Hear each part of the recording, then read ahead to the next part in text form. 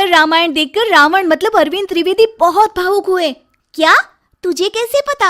Hello app से। देख, ये है हेलो ऐप। जैसे ही आप हेलो ऐप डाउनलोड करते हो, ऊपर सर्च बार में हेलो ट्रेंड्स मिलेगा, जिसमें सभी ट्रेंडिंग न्यूज, वीडियोस, आर्टिकल्स मिलेंगे। उससे आप डे टू डे इन्फॉर्मेशन से अपडेट रख सकते हैं।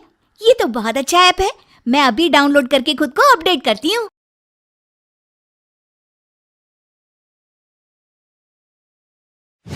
जादू टोना जैसी चीजें खतरनाक है, लेकिन जब उनका प्रयोग एक बहू के हाथों होता है तो वो कितनी मजेदार हो जाती है, खुद देखिए।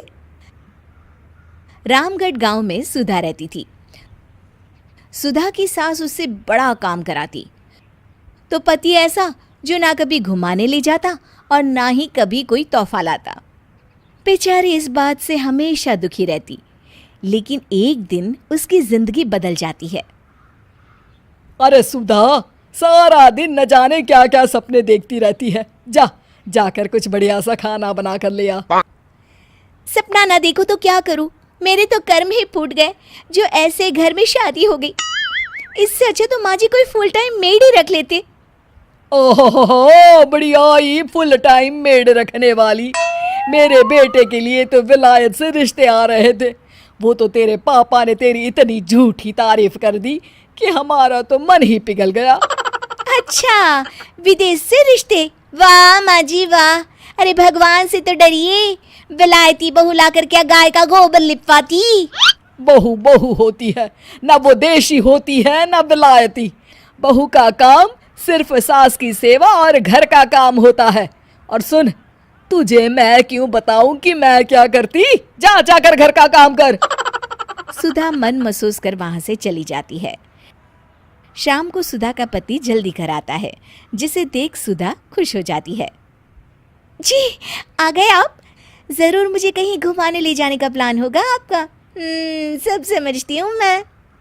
अरे नहीं भाग्यवान, घूमना क्या है, बस आज जल्दी बस मिल गई तो घर जल्दी पहुंच गया। अच्छा सुनो, जरा आज शाम की चाय के साथ पकोड़े भी तल लेना, बड़ा मन कर रहा है। सुधा पति की बात सुनकर पैर पटकती हुई किचन में चली जाती है। वो काम करते करते खिड़की के बाहर देखती है कि तभी उसे एक चमकीली सी कॉपी दिखाई देती है। वो खिड़की से उस कॉपी को उठा लेती है और उसे खोल कर देखती है, तो उसमें सुनहरे अक्षरों में लिखा होता है, जादुई किताब, इस पर जो लिखो वो सच होता है। सुधा उस किताब को देखकर खुश हो जाती है और जल्दी से पास रखी पेंसिल उठाकर उसमें लिख देती है, मेरी सास सारा काम कर दे। तभी उसकी सास किचन में आ जाती है और कहती है, अरे बहू, सारा दिन लगी रहती है काम में, अब जाकर आराम कर ले। मैं तेरे लिए चाय और गर्मा गर्म पकोड़े लेकर आती हूँ। सुधा ये देखकर हैरान हो जाती है और कॉपी लेकर कमरे में आ जाती है। तभी वो देखती है कि उसका पति आराम से बैठकर किताब पढ़ रहा होता है। सुधा झट से कॉपी निकालकर उसमें लिखती है, मेरा पति मुझे घुमाने ले जाए। बस फिर क्या था, सुधा का पति किताब बगल में रख देता है और उससे कहता है, बहुत दिन हो गए हम कहीं घूमने नहीं गए ना, चलो कल मैं ऑफिस से छुट्टी ले लेता हूँ।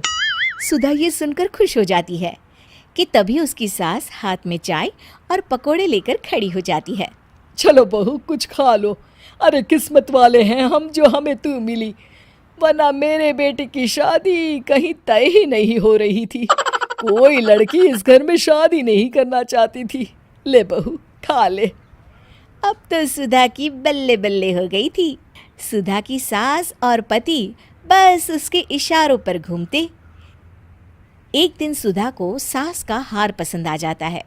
वो सास से कहती है, माँ जी कितना खूबसूरत हार है, क्या ये हार आप मुझे दे देंगी?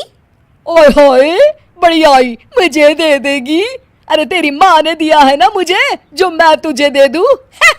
मैं अपने एक भी गहने तुझे कभी नहीं दूंगी। तभी सुधा अपने कमरे में जाती है और कॉपी में लिख देती है, सास के सारे गहने मेरे हो जाए। अब क्या था, थोड़ी ही देर में सास एक संदूक लेकर उसके कमरे में आ जाती है। बहू ये ले। ये क्या है माँ जी? बेटा ये मेरे गहने हैं, अब मुझ बुढ़िया पर तो ये अच्छे नहीं लगते, तेरी तो उम्र है पहनने उड़ने की, ये ले गहने तू ही रख ले।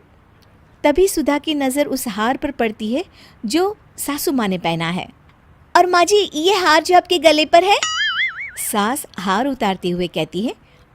हाँ हाँ बहू, ये भी ले ले। फिर कान के टापस उतारते हुए कहती है।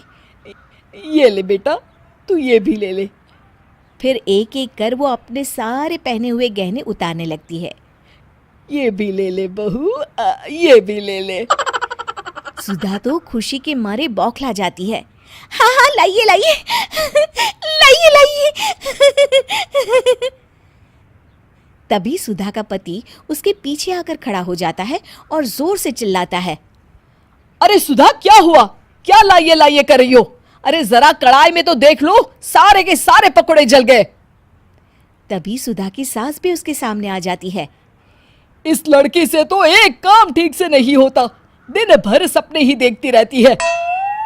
तभी सुधा को होश आता है। वो खिड़की के बाहर देखती है जहां उसे कुछ दिखाई नहीं देता। दरअसल जादुई वादुई कुछ नहीं था, वो सिर्फ एक काल्पनिक सपना था जो सुधा अपनी जिंदगी से तंग आकर देख रही।